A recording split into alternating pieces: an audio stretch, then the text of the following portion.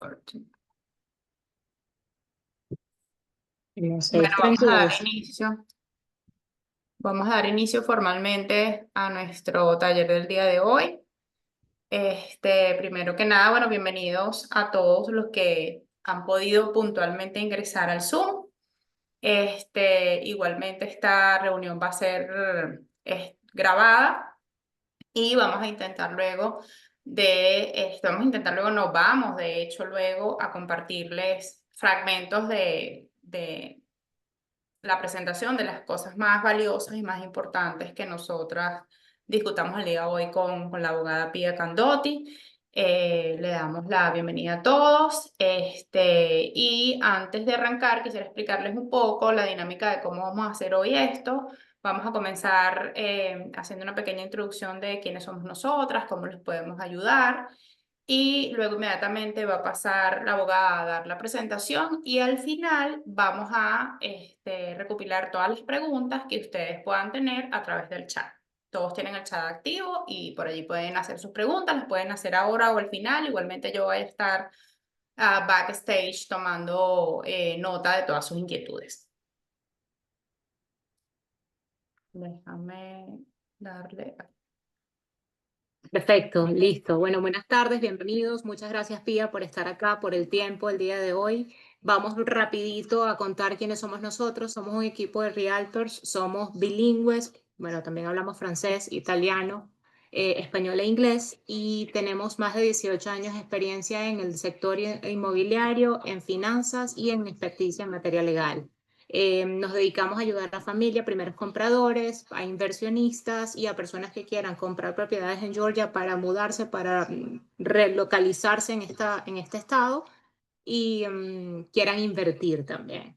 Queremos, bueno, darle la bienvenida a Pía. Muchas gracias, Pía. Tú eres quien hoy nos va a ilustrar y nos va a guiar. Hay mucha incertidumbre respecto al tema migratorio y queríamos darle a la comunidad este espacio para informarse. Tenemos muchas personas que están listas para comprar, pero tienen miedo.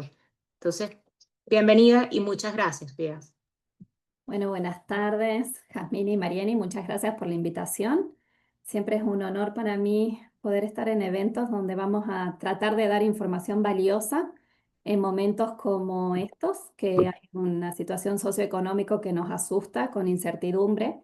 Básicamente, el objetivo que yo tengo hoy es avisarle a la gente, informar de que sin importar el estatus legal, existen herramientas legales que pueden utilizar. No, muchas veces no tengo los documentos, estoy en una situación de incertidumbre, hay miedo. Bueno, entiendo que la parte de inmigración no depende de nosotros. Yo siempre digo, es algo que no podemos controlar, pero sí pueden controlar, planificar, cuidar sus bienes y en este caso también lo que hice y incorporé en esta presentación muy brevemente es qué hacemos con nuestros hijos menores de edad. Al ser mamá, entiendo que es un miedo que tenemos, que tiene mucha gente de la comunidad hispana en estos momentos. ¿Qué pasaría si me deportan? ¿Qué pasa con mis hijos? Entonces, muy brevemente voy a tocar un documento legal que serviría para esos casos. Ahora voy a compartir pantalla y voy a empezar con mi presentación. No me presenté, pero les voy a contar que soy abogada, que soy abogada en Argentina, estudié abogacía y escribanía en Argentina. Em, Hace más de 13 años vivo acá en Estados Unidos. Trabajé en una firma grande, revalidé el título, estoy licenciada para trabajar acá en Estados Unidos y trabajé por muchos años en una firma grande haciendo inmigración para empresas. Cuando tuve a mi primer hijo, o sea, estando embarazada, por la situación que estaba viviendo, un día pensé, ¿qué le pasa a mi hijo si a mí me pasa algo y a su papá? Toda mi familia está en el extranjero y ahí me puse a averiguar y bueno, me encontré que no habían abogados que sepan, yo tengo una propiedad en Argentina, no había abogados que tengan ese conocimiento de los dos sistemas, allá hay herederos forzosos, aquí no, y bueno, entonces eso me obligó a entrar a este tema que me apasiona. Es algo que yo ya venía haciendo anteriormente en Argentina. Así que básicamente mi firma, también como este equipo de Jasmine y Marieni, somos bilingües. No solamente, bueno, tenemos una abogada que habla portugués, tenemos una persona que es de Hong Kong, tenemos Julia que es de Zambia, así que es un grupo bastante mixto. Bueno, dicho eso, empecemos con el tema de hoy. Entonces, protege a tus familias y tus bienes en caso de deportación. Primero, como buena abogada, siempre tengo que empezar con un disclaimer, diciendo que esta presentación solamente tiene fines informativos y educativos y no constituye asesoramiento legal. Ustedes saben que para poder tener una relación abogado-cliente, se tiene que tener conocimientos específicos del cliente. Feliz de la situación del cliente, feliz de responder las preguntas que tenga, pero siempre teniendo en cuenta que es simplemente informativo. Ahora, ya que estuve dando varias presentaciones en estos tiempos, aprovecho para advertir, cuidado con el fraude notarial, ¿sí? Siempre que hay miedo, la comunidad hispana, no solamente la comunidad hispana, la gente en general cae en víctimas, son víctimas de fraude. Lo que hay que entender es que los notarios en Estados Unidos no son abogados, no son profesionales del derecho. ¿Sí? Licenciados aquí. Entonces estuve viendo muchos documentos, muchos poderes que están preparando a alguien que es notario que no cumple con los requisitos legales en Estados Unidos. Básicamente no sirven, no son efectivos. Entonces, cuidado con el fraude notarial, asesórense correctamente, busquen un abogado que tenga una licencia y una buena reputación. Siempre es bueno indagar y ver. Y también otra cosa, si el abogado no está haciendo bien las cosas, saben que está la Asociación de Abogados de Georgia, que es donde se puede notificar, porque hay mucho fraude también. Bueno, hay muchos casos que, sobre todo en inmigración, que no voy a hablar mal de colegas, pero Claro. que no toman, bueno, no actúan correctamente, como en todas las profesiones, Es ¿no? así, en todas las profesiones siempre hay alguien que toma ventaja o quiere tomar ventaja de otro, así que Sí. Entonces, ¿qué es la planificación sucesoria? ¿Qué es lo que vamos a hablar hoy? Básicamente, muy sencillo, es tener un plan para incapacidad y un plan para muerte. Yo sé que digo muerte y todos se quieren desconectar, pero ahora que estamos viviendo todo el tema de deportación, eso cae dentro de incapacidad, ¿sí? O sea, ¿qué pasa si yo el día de mañana estoy viva, pero por alguna razón estoy incapacitada? Ya sea por una razón médica o ya sea porque físicamente no estoy presente en Estados Unidos, ¿sí? Entonces vamos a hablar, cuando hablamos de planificación sucesoria, estamos hablando de este tipo de planificación. Entonces, como les decía, voy a empezar con un mensaje para los papás. Es importante que los papás tengan en cuenta cuando tienen hijos menores de 18 años de que existen herramientas para protegerlos.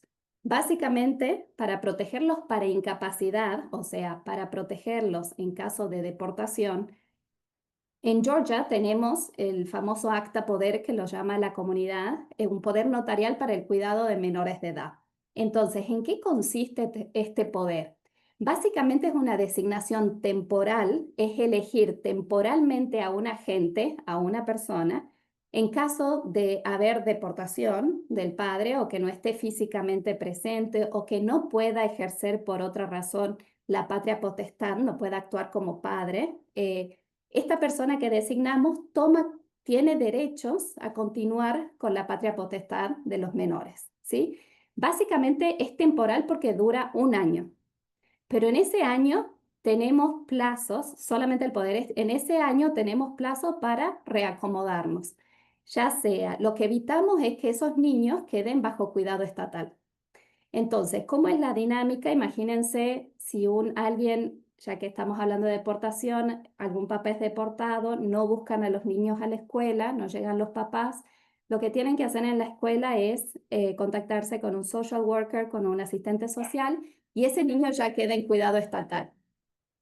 En este caso, lo que haríamos es que presentaríamos una copia de este poder a la escuela, actualizaríamos un contacto de emergencia, la persona que ponemos como agente sería nuestro contacto de emergencia, y esa persona va a ser contactada para que los niños queden en su cuidado hasta que se resuelva qué se va a hacer. En ese plazo, que tenemos un año, va a tener que decidir la familia si van a ir a corte a pedir una guarda permanente o transitoria, pero ir a un juez a decirle, los papás están en otros países, yo soy la tía, yo soy la amiga, yo soy la madrina, quiero asumir la guardia legal, o volver a llevar a los niños al país, ¿sí? Entonces, para no sacar mucho tiempo en esto, sepan que existe este poder notarial para menores de edad y es muy importante. No es caro hacerlo, hay muchos eventos, muchas instituciones que lo están haciendo pro bono, o sea, gratis. Mi firma, en general, nosotros participamos una vez al mes en una iglesia. No se publica en redes por protección de la gente, pero estamos preparando estos documentos en forma gratuita. Y me comprometí a compartirlos con ustedes, con Jazmín y con Marieni, para que ella les comparta a su grupo, en su red que tenga. Bueno, para que estén un poquito familiarizados, así consiste, así se ve el documento, poder notarial. Y este documento cambia por estado, porque vi que mucha gente está usando formularios de otros estados, y tengan en cuenta que esto depende de cada estado. Bueno, el otro documento importante que tenemos que tener en cuenta cuando hay menores de edad es un testamento, porque los papás se pueden morir. Si hay una mamá soltera, uno de los padres tiene la custodia, ya sea un papá o mamá, si ambos fallecen, si no tenemos un testamento donde designe quién es el guardián de esos menores, un juez va a decidir. Entonces queremos evitar ese proceso, que es muy crudo y muy duro, porque hasta que haya una decisión judicial, esos niños quedan en cuidado estatal. Entonces un testamento es importante para esos supuestos. Ahora, empecemos con los dueños de las casas, ¿sí? Estuvimos hablando, y este es el tema de las chicas, de Jazmín y de Marieni. ¿Qué pasa con las propiedades? Bueno, es algo que estuve trabajando hace más de 8 años, hablando de este tipo de planificación, pero ahora que que hay más miedo, recién las personas están reaccionando, que está bien, está muy bien que reaccionen y puedan actuar, puedan organizar, pero básicamente es algo que existió hace mucho tiempo, que es planificar, ¿sí? Algo que los hispanos no hacemos mucho. Entonces, ¿qué pasa si el día de mañana yo estoy como titular de una casa y me pasa algo? ¿Sí? ¿Qué pasa si hay incapacidad? ¿Qué pasa si me deportan? ¿Qué pasa si hay muerte? Y esto es un tema muy importante. Cuando vamos a la consulta, yo les hago llenar un documento donde se establece cuáles son los bienes, si hay, cómo están tituladas. Igualmente nosotros confirmamos cómo está titulado, o sea, el título de propiedad de cada una de las propiedades, muy importante, ¿sí? Justamente hoy tuve el caso de un señor que está siendo deportado, ya está en el centro de detención, y él y su esposa están en el título de propiedad de una casa que ya pagaron, está pagada. Entonces me dicen, ¿cómo puedo hacer? Me decía la hermana que me vino a consultar, para que mi hermano pueda darle un poder a mi cuñada, a su esposa, para que ella pueda vender la casa. La señora esta quiere también quiere irse con su esposo. Entonces les dije, bueno, veamos si con el abogado de inmigración podemos lograr que en el centro de detención se pueda firmar el documento que voy a preparar. El tema, yo lo hice ayudando a diferentes consulados. Cuando hay menores de edad, sí estuvimos firmando en ciertas situaciones, hacerlo firmar en los centros de detención, el acta poder, el poder para menores de edad, pero con bienes para vender una casa no es lo mismo. Entonces, ahí estamos viendo si hay una posibilidad de que antes que lo deporten, que puede demorar un año, hay gente que me decía que hay personas que están por más de un año ahí, si podemos conseguir ese poder. Entonces, no lleguen a ese punto, ¿sí? No llegar a ese punto es la idea de este encuentro. Claro. Lamentablemente somos una comunidad más reaccionaria que preventiva y Exacto, creo que hay que cambiar un poquito el switch. sí. Pero bueno, nunca es tarde. Así Pero es. tampoco, sí, tampoco me gusta como juzgar a la comunidad. Correcto. Digo, pero sí, ya saben, a veces no hay, es falta de información, que por eso es tan valioso lo que están haciendo. Así es. Si ya tienen la información, actúen. Entonces, ¿puedo planificar aunque no tenga estatus legal? Mucha gente me dice, yo ni sabía que podía planificar. Claro que pueden planificar. ¿Pueden comprar propiedades? Pueden comprar propiedades. Mucha gente sin estatus legal tienen muchísimas, incluso en la manera que ellos ahorran, muchísimos inmuebles. Si son dueños de propiedades, ¿por qué no pueden planificar? ¿Sí? Tienen las herramientas legales para planificar. Si un propietario fallece, cuando yo voy a juicio sucesorio, que es una corte específica, que es un probate court, la corte de sucesiones, nunca nos preguntan el estatus legal. Lo que nos pregunta cuáles son los bienes, ¿sí? Y quiénes son los herederos. Y no les importa que los herederos, si viven acá, si tienen estatus legal o si están en otro país, ¿sí? No importa, los herederos son sus propiedades, no importa el estatus legal, son dueños, bueno, hay que planificarlo, hay que hacer un proceso, si hay muerte, un juicio sucesorio, ¿sí? Entonces, ¿qué pasa si me deportan y no tengo un plan? Ya que estamos hablando de deportación, la casa puede quedar abandonada o ser embargada, por eso ya voy a hablar de algunas sugerencias en la próxima slide en plantilla, creo. Tus hijos o pareja pueden no tener autoridad legal para actuar, es otra cosa. Ya vamos a hablar cuáles son las herramientas que tenemos ahí. Y cuando decimos actuar es, supongamos que la casa esté rentada, estos hijos no pueden ir a pedir el cobro del dinero, exigir un cobro de pago o recibir el pago, ¿sí? O depositarlo en la cuenta bancaria de los padres. También hay riesgo de perder el valor invertido o que otros se aprovechen. No van a creer, pero yo veo casos que a veces no puedo creer que está pasando en Estados Unidos, que cuando alguien fallece y saben que esta persona no tenía bien o no tenía familiares cercanos en Estados Unidos, los vecinos inician juicio sucesorio, ¿sí? Entonces, hay casos que son que cuando nosotros empezamos a actuar, porque alguien se dio cuenta de que había una hermana en Cuba, yo representé a la hermana en Cuba en este caso, una señora mayor, cuando nos dimos cuenta ya los vecinos, entre los amigos de este señor se habían transferido vehículos, los carros, habían entrado a la caja fuerte, habían sacado, vendido todo lo que tenía la casa y ya habían empezado el juicio sucesorio y me presenté yo representando a la única heredera, pero tengan mucho cuidado que hay abuso.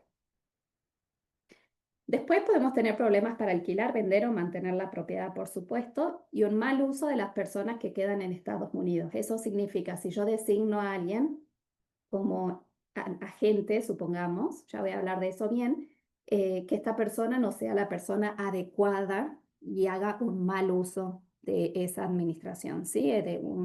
Por ejemplo, que utilice la renta para uso personal o que no pague las hipotecas que nosotros dejamos el dinero para que lo hagan.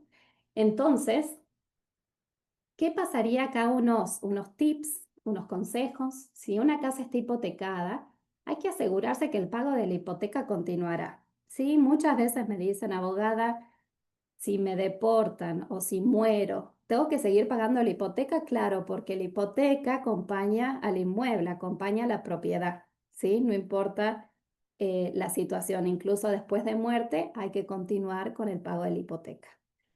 Entonces, eh, ponemos pago automático, hay que pensar una cuenta de débito donde haya efectivo, donde se pueda hacer pagos automáticos para que no haya corte del pago, o designar a un tercero autorizado, ¿sí? Que se puede llamar para que haga los pagos de la hipoteca.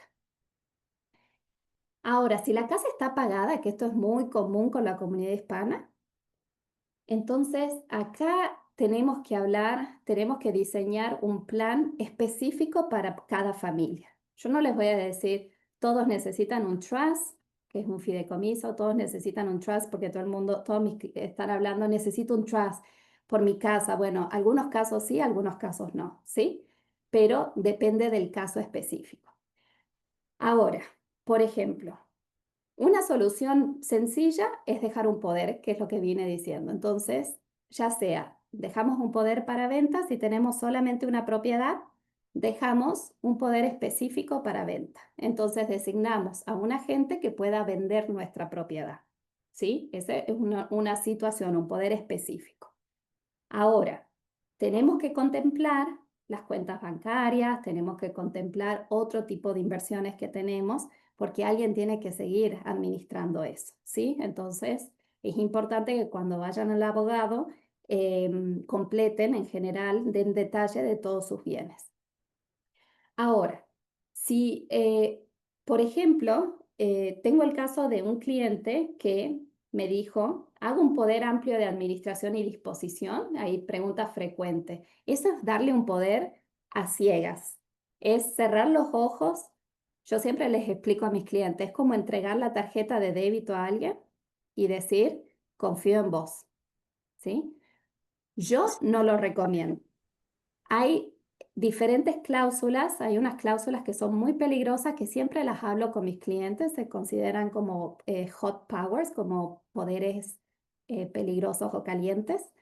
Entonces, ¿qué es? ¿Hasta cuánto vamos a dar el poder a la gente? Pero en general podemos hacer un poder amplio.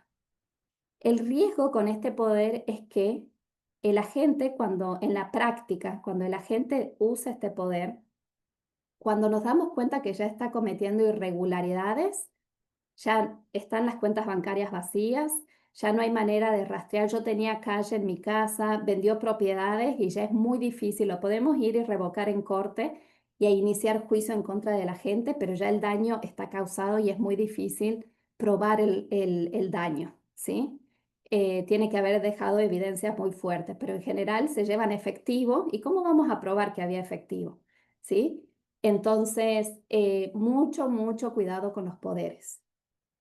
Ahora, tengo una parejita de venezolanos, unos papás que compraron una casa, la tienen pagada y me decían, ¿qué hacemos? ¿Hacemos un trust o damos un poder? Y yo los senté, hablé con ellos y les digo, a ver, me dicen, básicamente tenemos dos hijos mayores de edad, viven en Estados Unidos, son excelentes, están estudiando, están preocupados por nosotros. Bueno, son personas que ustedes confían a ciegas. Y ellos dijeron, sí, totalmente a ciegas. Entonces, para el caso de ellos, en vez de pasar a un gasto más elevado, que lo que sería un trust, hacer un trust y transferirlo, lo que hicimos es hacer un poder en caso de que los papás sean deportados y un testamento simple que diga que en caso de muerte se le transfiere a ellos. Hay algo nuevo en Georgia que también se puede hacer, es que si son hijos mayores de edad, es hacer lo que se llama un Transfer on Death Deed. Básicamente es un título de propiedad que queda registrado en la casa diciendo que si ambos fallecen, la casa se transfiere directamente a los dos hijos mayores de edad. ¿Sí? Entonces, con Perdona que sí, te interrumpa, Pía, esto sin que haya testamento. claro, sí, es como designar un beneficiario y es nuevo. Ok, Es efectivo a partir de julio del año pasado. ok. Es muy nuevo todavía. Yo fui a capacitaciones para ver cómo se va, porque hasta cuando mandamos, empecé a hacer Transfer on Death Deed y los mandamos a recording para que se archive y no sabían ellos todavía cómo archivarlo, porque era muy nuevo. Así que estuvimos en capacitaciones, pero es muy bueno en casos como este señor, que son una pareja de viejitos adultos, tienen hijos bastante maduros, muy responsables, que cuidan a los padres. Entonces, con un poder, dándole un poder en caso de que los papás decidan regresar, no le renueven su estatus legal o le remuevan lo que habían solicitado, si regresan los hijos, que ellos confían a pleno, venden la propiedad y le envían el dinero a los papás. Y si les pasa algo a los padres, si fallecen, esos hijos pueden presentar el certificado de defunción y una declaración jurada diciendo que fallecieron los titulares de propiedad y directamente la propiedad se inscribe en su nombre. Entonces, es algo importante para tener en cuenta. Mm. Ahora, no funciona para todos, ¿sí? Por ejemplo, tuve el caso de, justamente hoy, por eso lo tengo fresquito también, una pareja que tiene miedo de ser deportados y tienen varias propiedades, ¿sí? Y tienen 3 hijos mayores de edad y uno no, uno menor. Entonces no podemos poner un menor de edad. Ahí hay que planificar distinto. Una de las hijas tiene un problema psiquiátrico. Tampoco podemos poner en esa situación. Incluso, o sea, ellos me decían, vamos a poner las propiedades a nombre de mis otros 2 hijos. A mí no me gusta. Y eso es algo que viene en el punto 2, acá los tengo. Agrego a mi amigo, vecino, hijo, ciudadanos estadounidenses en el título de propiedad y yo les pongo ahí cuidado, cuidado. Porque si ese hijo se casa, se divorcia, adquiere propiedad, adquiere deudas, hay quiebra, esas propiedades son de ellos, ¿sí? Claro, y eso es un poco lo que nos están preguntando ahorita aquí en el chat de cuál es el riesgo del poder y cómo se pueden proteger cuando ya está el poder. Si van a dar un poder, tiene que ser personas que ustedes van a confiar plenamente. O sea, no deberían estar haciéndose esas preguntas. Si van a dar un poder y decir cómo me protejo para que no lo usen mal, no deberían dejar un poder. Nos preguntan por acá, entonces es recomendable que se otorgue más bien a un abogado. No. Eh, yo tengo mucha gente que me dice, le hago un poder abogada, no, es una obligación muy grande, no les recomiendo. Yo sé que están en una situación de desespero y uno quiere designar a alguien por las dudas. No confíen en toda la gente que aparece. No ahora. Hay otras herramientas que es el trust, que ya vamos a hablar. Es más caro, pero si no tenemos una persona a la cual confiamos a plenas para hacer un poder, entonces sí vamos a hablar de un trust, ¿sí? Y ya vamos a ir ahí. Pero con el tema de el título de propiedad, yo les diría no agreguen a sus hijos. En este caso, estos señores, por ejemplo, déjenme contar este caso que es práctico, compraron un lote totalmente pagado y lo pusieron a nombre del hijo. Y yo le digo, ¿qué van a hacer en ese lote? Quieren construir. El hijo se casa la semana que viene y tienen un proyecto para construir un salón de fiestas y después quieren hacer casita. Entonces yo le digo, no, la mejor estrategia, y estuvimos hablando y ahí involucro a una abogada que trabaja conmigo, Catalina, que es abogada de empresas, es transferir esa casa a una LLC. Y ya ahí ustedes sí pueden ser, porque ellos necesitaban, dice, mi hijo es ciudadano, nosotros no tenemos bueno, necesitaban tener a los hijos por el estatus legal de ellos. Entonces, el hijo puede tener un porcentaje de la empresa, ¿sí? Y también los papás un porcentaje y hacer un acuerdo operativo que diga, bueno, si nos pasa algo a nosotros, si nosotros no estamos, quién toma, cómo se continúan las operaciones y también quién recibe las ganancias. Si los papás son deportados, el porcentaje de ello y toda la renta que tengan de ese negocio va a ir a ellos directamente. Entonces, para responder liso y llano, no hay una respuesta segura para todos. Dependerá del caso de ustedes. Algunos clientes les digo, perfecto, haga un poder, ¿sí? Al de los venezolanos. A este cliente mío de hoy que era mexicano, le dije, no ponga la propiedad a nombre de su hijo, se está casando, ¿sí? Tiene vehículos, tiene una empresa, puede terminar con un juicio y va a ir en contra de esas propiedades. Espero, Sí, va a afectar directamente su patrimonio entonces. Es entonces, mucho riesgo. claro, pensemos en formar entidades como empresas para transferir la propiedad ahí. La ventaja de ellos es que esa casa, bueno, el lote y varias casas que ellos tienen alquiladas ya no tienen hipoteca, ¿sí? Entonces, si la vamos a transferir a una LLC, no necesariamente, si tiene hipoteca, necesitamos legalmente pedir autorización al lender, al prestamista, antes de hacer la transferencia, ¿sí? Para evitar que nos exijan el pago del saldo. Pero en este caso ellos era un caso perfecto para empezar a transferir. Tenían 3 casas ya pagadas alquilados a gente conocida de ellos, pero yo les decía hay que transferirlas a una LLC. Y después a diferentes LLC para protección de bienes y después se hace una planificación de las empresas, ¿sí? Y bueno, y lo mismo con este lote. Entonces, para no complicarlo mucho, sepan que la persona que designan en el poder lo tienen que tener confianza ciega. Si tienen propiedades, analicemos cuál es lo mejor. Analicemos si vale la pena constituir una empresa, transferir las propiedades o también hacer un trust, ¿sí? Y en este caso, Aquí, antes que avance, espías, dicen, y si para protegerme con el otorgamiento del poder se lo confieso a 2 personas y no una sola, y o sea, así me cuido. Quiero, imagino. que designen coagentes, o sea, Ajá. agentes que actúen en conjunto. Puede ser, lo que pasa que no es muy eficiente. Mucha gente quiere poner a 2 hijos, muchas personas quieren poner a 2 hijos. Lo que pasa es que no es muy eficiente en el sentido de que ambos se tienen que presentar a firmar, ambos tienen que actuar en conjunto, no puede actuar uno o el otro. Puede Correcto. ser una estrategia si así lo prefieren.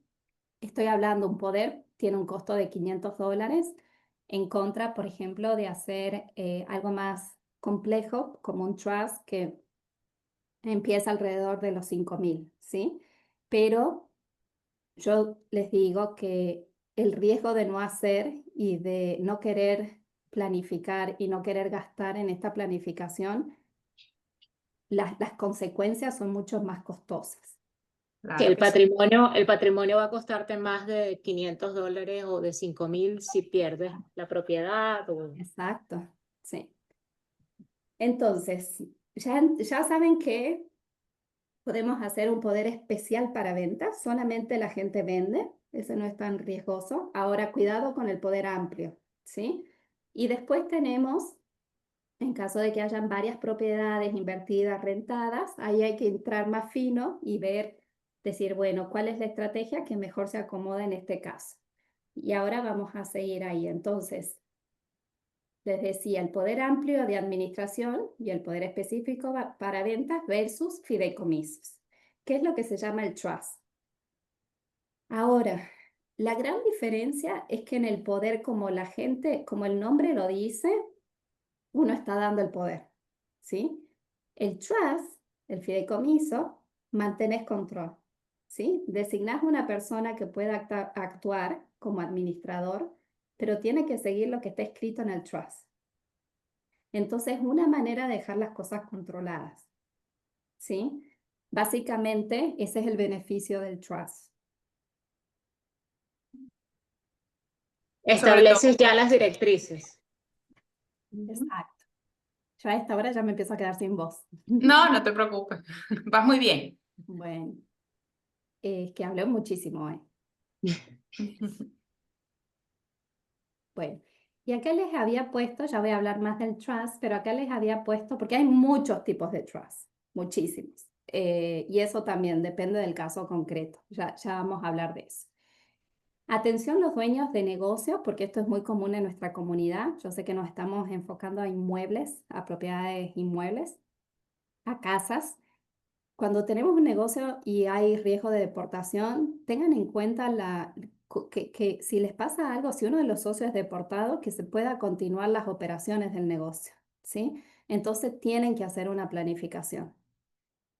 ¿Cómo es la manera de planificar? Incluso haciendo un poder al socio para continuar con las operaciones del negocio o, por ejemplo, hacer un acuerdo operativo, que es la ley interna del negocio, donde establece qué pasa si uno de los socios no está, quién toma control, cómo continúan las operaciones, cómo se distribuye la ganancia. Entonces, es muy importante, no lo voy a tocar mucho.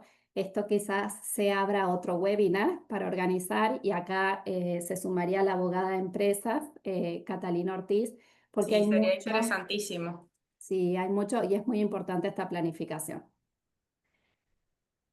Bueno, entonces, si tienen propiedades para alquilar o una segunda casa, como les decía, hay que considerar formar una LLC para protección legal. Entonces, básicamente, en líneas generales, tenemos 2 tipos de trust. Uno que es revocable, que nosotros mantenemos el control, y otro que es irrevocable, que perdemos el control. ¿Cuándo se usa el irrevocable, que es muy común? Para la gente millonaria. Estoy hablando de llegando a los 23 millones en una pareja, 23 millones en el 2025. O sea, sí, creo que son 23 millones, que es cuando se empieza a pagar impuestos a la herencia. Entonces, cuando estamos llegando a ese número en una pareja, lo que hacemos es empezar a sacar propiedades a nombre empiezan a poner las propiedades a nombre de otros familiares y se mantienen, como así decirlo, si están familiarizados, el uso y goce, pero ya no son dueños, porque ya no quieren pagar impuestos, no quieren salir como dueños. La mayoría de los seres humanos vamos a estar, o sea, debajo de ese ranking. ¿Quién hace un trust irrevocable? Bueno, Trump él tiene trust, obviamente, va a tener estos trusts irrevocables, ¿no? Tiene varios tipos de trust, porque ya no quiere tener propiedades a su nombre. Ahora, revocables es que nosotros mantenemos el control. Y eso es lo que básicamente estamos haciendo la mayoría de los hispanos, porque todavía no llegan a los 23 millones, ¿sí? Si estamos por llegar, vamos a hablar de otra estructura, pero me voy a enfocar en los que no. Entonces, básicamente, lo que hacemos es poner todos nuestros bienes en una bolsa. Siempre lo explico al trust como una bolsa. Y decir, bueno, mientras yo esté bien, yo tengo esta bolsa y lo administro. Saco, compro, vendo. Por ejemplo, tengo mi trust, Pia Candotti Trust. El día de mañana voy a comprar una casa, digo, bueno, que directamente entre a mi trust. No compra Pia Candotti como persona, sino que compra el trust de Pia Candotti, ¿sí? Entonces, mantenemos el control. Ahora, ¿qué pasa? Pia Candotti pierde capacidad. Supongamos que yo ya no puedo administrar eso. Ahora yo ya designé quién es la persona que va a administrar mis bienes y cómo. Entonces, si yo estoy viva, pero estoy incapacitada o ya sea deportada, no estoy en Estados Unidos, esta persona, Marieni, que yo confío mucho, la pongo como administradora de mis bienes. Y ella tiene que pagar todos mis gastos médicos, tiene que pagar toda mi distribución, tiene que asegurarse de que mis hijos reciban dinero, tiene que asegurarse, yo pongo todo lo que quiero que ella, como ella debe administrar. Si fallezco, el mismo trust va a tener otra planificación para el caso de muerte, cómo se va a distribuir. Y el trust puede crear otros trusts, que eso es otra cosa, que por ejemplo, si yo fallezco, mi trust va a decir, bueno, como tengo hijos menores o yo no quiero que todos mis hijos reciban toda mi herencia a los 20 años, 18 años, quiero que se la den a los 25, 30, 35, va a quedar en un trust para ellos. O sea que el trust también crea diferentes trusts para diferentes situaciones. Entonces, ¿qué pasa con esta bolsa grande que es el trust? Podemos poner empresas también. Entonces, lo que yo les digo a mis clientes es, el trust no te protege, y esto es una información muy mala que hay dando vuelta, que dicen, bueno, pongo mis propiedades en el trust y me protege de litigios. No, no protege. Si es revocable, o sea, si yo mantengo el control, sigue siendo lo que se llama un pass-through entity. No protege. Entonces, de litigio. Entonces, la mejor manera es, bueno, yo tengo una casa que estoy alquilando, que está rentada y que tiene un riesgo de que al inquilino se le caiga el techo e inicie un juicio, ¿sí? Para que no inicie juicio en contra de todo lo que yo tengo en el trust, en toda mi bolsa, la voy a meter dentro de una LLC, ¿sí? Y él va a pagar la renta en la LLC, en la empresa. Entonces solamente puede iniciar el juicio en contra de la LLC, pero la LLC está dentro de mi bolsa del trust. Entonces tenemos una bolsa grande que es el trust con diferentes entidades. De esa manera no metemos todo en la misma bolsa y le metemos riesgo a todo, ¿sí? Entonces diversificamos en diferentes LLCs. La recomendación cuando se tienen casas rentadas de inversión es ver la manera de transferirlas a LLC. Ahora, si es la casa primaria, no la queremos transferir a LLC porque no queremos perder los impuestos, las deducciones impositivas por residir ahí. Y la casa primaria está más protegida por ley. No, está más en riesgo las inversiones, ¿sí? Entonces, la casa primaria la vamos a dejar a nuestro nombre, que tengo casos, a mí me dijeron que tenía que comprar con una LLC y compraron la casa con una LLC nunca la renovaron, nunca pudieron aplicar, o sea, estaba inactiva la LLC, solamente fue para la compra, y nunca pudieron aplicar para Homestead Exemption, o sea, para que les baje los impuestos por residir en esa casa. Claro, Entonces, perdieron los beneficios de exacto, y impuestos y deducciones. exacto, y lo pusieron simplemente, lo hicieron solamente para comprar porque era lo que le habían dicho, tenés que comprar con una LLC, la casa donde ellos residían. Nunca renovaron esa LLC, o sea que no tenía ninguna protección de ningún tipo, innecesario porque era la casa donde ellos vivían y además perdieron impuestos, o sea, deducciones, ¿sí? Entonces vean lo que es las consecuencias de un mal asesoramiento. Y estoy hablando que ellos se dieron cuenta después de 20 años, porque habían comprado cash esa casa. Wow. Entonces, hay que estudiar el caso de ustedes. Cada caso es diferente. Sería ver, bueno, cuál es la estrategia que vamos a armar. ¿Pasamos a LLC o directamente a la casa primaria? La podemos transferir al trust, ¿sí? Ahora, algo importante que yo veo en la comunidad hispana es el tema del trust. Los trusts, muchos clientes vienen, fallece alguien, viene y dice, mi mamá tenía todas las propiedades en este trust. Bueno, a ver, veo el trust, la última hoja en general tiene lo que se llama Schedule A, que es básicamente donde se menciona los bienes. Y ahí están todas, la casa primaria, una casa que tenía en renta, las cuentas bancarias, bueno. Cuando yo voy y veo cómo está titulada, no está titulado en el trust, está titulada en la persona, en el individuo, digamos, en la madre. Entonces le digo, lamentablemente este trust está vacío, ¿sí? Tenemos que ir a iniciar juicio sucesorio, tenemos que presentar el testamento si hay un testamento en corte. Entonces, no es solamente hacer un trust y tengo un trust, firmar el documento. La parte importante de tener un trust es la retitulación de los bienes a nombre del trust. Eso significa hacer nuevos títulos de propiedad. O sea que si es la casa primaria, por más que tenga mortgage, por más que tenga hipoteca, se la puede transferir a un trust revocable sin necesidad de pedir autorización. Solamente con la casa donde residimos, ¿sí? Es un beneficio. Se la puede transferir a un trust revocable sin necesidad de pedir autorización al lender, siempre que el trust sea revocable.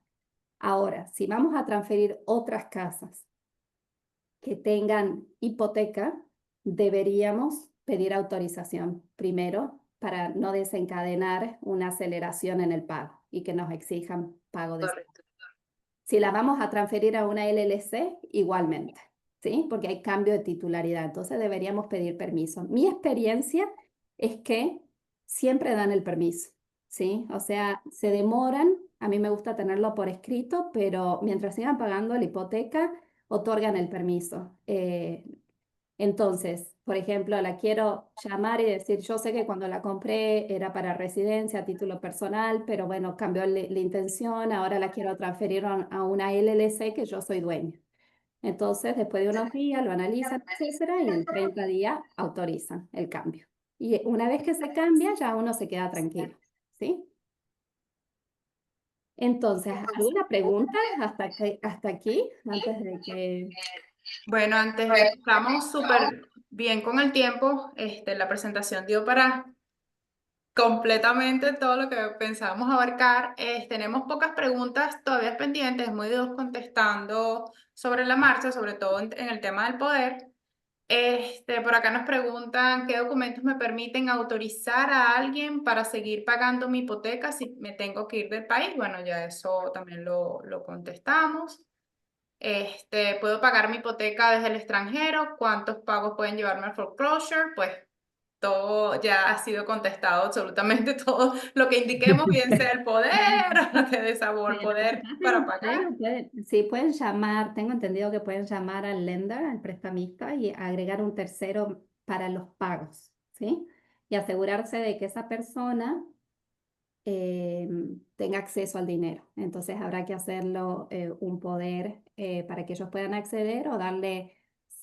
Muchas personas están poniendo a los hijos que ya tienen estatus legal y ojo, qué tan responsables son los hijos adultos, Correcto. los agregan en las cuentas bancarias, ¿sí? Como cotitulares, Ujú. ¿sí? Entonces, por lo menos para tener acceso. Hacerlo desde el país, los pagos desde el país, no lo sé, depende del banco, depende de, o sea, eso realmente depende de la situación desde el extranjero. Lo que sí es garantizar que los pagos continúen. Se tienen que asegurar de que eso no se vaya a cortar. En Correcto, eso es general son muy dos. importante, sobre Correcto. todo acá en el estado de Georgia, que el proceso es bastante rápido, ¿cierto? Si dejas de pagar Sí. la hipoteca. Solamente en COVID, durante COVID estuvieron más, o sea, Flexible. sí, sí. Pero no, ahora no, es más rápido. Ahora, si hay muerte, es distinto porque uno dice, iniciamos juicio sucesorio y van a tener que esperar a que salgan las cartas. Entonces ahí no queda, van a esperar Claro. a que se designa quién es el administrador o el albacea para recién ejecutar. Pero en caso de que dejen de pagar y no haya muerte, o sea, ya solamente deportación, sí va a haber foreclosure. Entonces hay que planificarlo. Correcto. Una pregunta que nos habían enviado, Pia, a través de redes sociales, a través de Instagram, era si ambos cónyuges están en el título y uno de ellos es deportado, ¿puede el cónyuge que permanece en el país vender la propiedad sin ese poder? No Te necesitan dejamos los para dos qué. firmar. Sí. Y es muy importante eso, ver cómo están titulados. Ujú. Por ejemplo, hay dos maneras en Georgia. Tenants in common significa que cada cónyuge es 50% dueño. Ese es el default en Georgia. Eso es lo que es. Y la otra manera es tenancy, Ujú. pero con joint tenants Yo with entiendo. right of survivorship. Eso significa que si uno de ellos falta, el otro es 100% titular. Pero cuando yo digo faltar, digo muerte, porque hay que presentar una declaración con certificado de defunción y diciendo uno de los titulares falleció y recién ahí el que queda es 100% dueño, ¿sí? Y Y puede, solo eso te salva de un probate. I mean, independientemente de que tengas un trust o aparte de las previsiones de un trust o un testamento, solo un joint tenancy with right of survivorship te salva de un probate. sí, sí. Pero, o sea, para la casa primaria yo siempre me aseguro de que le estén los dos en el título, como joint tenants with the right of survivorship. Ahora, si lo mandamos un trust, ya está dentro del trust. Sí, no hace falta que estén los dos en el título, dependiendo qué tipo de trust hacemos, joint trust o a veces hago trust para cada uno, para la esposa y el esposo. Sí, pero Perfecto. Este es lo un sí es tema que importante. podemos volver a tocarlo en otra serie porque es muy denso y es súper importante. Yo creo que creemos que hay tanto desinformación, por no decir desconocimiento, porque bueno, no tenemos por qué saberlo, ¿cierto? No es algo que manejamos del día a día. Pero nosotros estamos peleando constantemente con la desinformación y te agradecemos muchísimo, Pida, de verdad que te hayas tomado el tiempo de explicarlo de una forma tan sencilla y tan metodológica, porque sabemos que son temas densos y a veces temas un poco difíciles de digerir, sobre todo cuando uno no está familiarizado con los temas legales. Justamente te iba a preguntar eso, ¿cómo podíamos decirle a las personas que se conectaron hoy cómo pueden contactarte, cuál es la mejor manera de tener más información de esto contigo? Bueno, ahí está mi información, el número de la firma es ese, 470-510-7646 y pueden escribir por WhatsApp, pueden escribir por texto, llamar y ahí les van a contestar. Si no contestamos nosotros porque son horarios de oficina, ya tengo a alguien contestando las 24 horas, o sea, y hablan español, pidan hablar español también y hay un agente, es una persona. Así que esa es la manera de contactarnos o ese es mi correo. Si alguien tiene una pregunta, yo feliz de compartir información. espía@candotilo.com, ¿sí? Y bueno, de nuevo, espero no haberlos aburrido. A mí es algo que me apasiona. No, Quiero no que creo, Gracias a ti no por lo creo. didáctico, por la paciencia y sobre todo por explicarnos un tema tan denso y tan complicado de una manera tan didáctica y desde una perspectiva que también sabes lo que significa, porque también eres migrante, también llegaste a este país y también tuviste que utilizar estas herramientas para ti misma. Yo creo que esa es la mejor experiencia que puedes aportarnos, además de todo el conocimiento que has compartido con nosotros hoy. y De te lo todas voy maneras, esta a información explicar. se la vamos a enviar a todos los que se registraron para que quien tenga preguntas se comunique contigo y quien quiera tomar su decisión